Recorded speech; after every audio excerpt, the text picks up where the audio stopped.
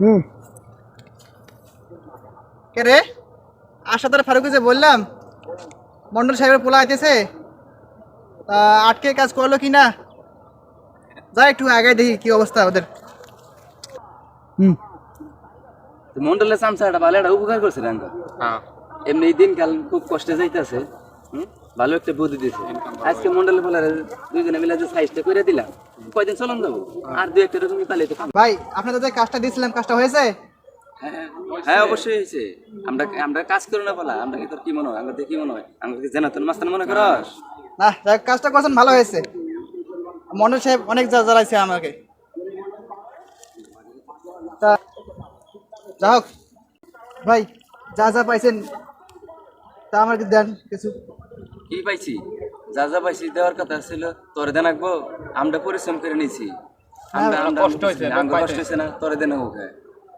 আমার দেবেন না? আমি খবর দিলাম, এত সুন্দর খবর। তো খবর দিছ তাঙ্গর উপকার হয়েছে, আমরা আনছি জানবাজি করে আমরা আনছি। যদি কোনো বিপদে পড়তাম তুই কামলা চালাইতে পারতি রে।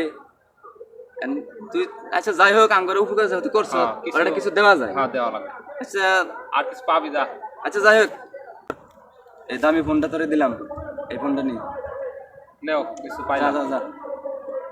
ভাই খেলে একটা মোবাইল, আর কি চাস?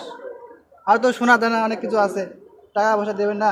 এই সেরা তো শেষরা দেখা যায় রে। কি জানি কষ্ট করলাম আমরা। যা যা, দাও ঘড়িটা দে। তোর এই সোনার ঘড়িটা দিয়ে দিলাম, যা। হ্যাঁ। আর দেবেন না ভাই?